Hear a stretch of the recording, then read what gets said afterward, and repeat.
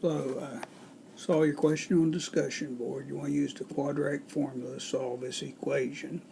So the value of A is the coefficient of x squared, which is 2. The value of B is the coefficient of x, which is -1. And C is your constant, which is -3. Here's the quadratic formula. B goes here and here. This is minus B. B's a -1, so it's going to be minus a -1, which is going to come out to +1.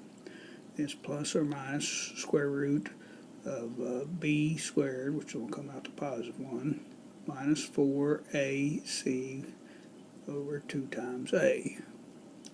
And so this product here, two negatives will be a positive, and that'll be a plus 24. This product will be 4. That sum is 5. Square root 20, excuse me, that sum is 25. Square root 25 is 5. So we have 1 plus or minus 5 all over 4. Now write this out the long way. 1 plus 5 over 4 works out to 3/2.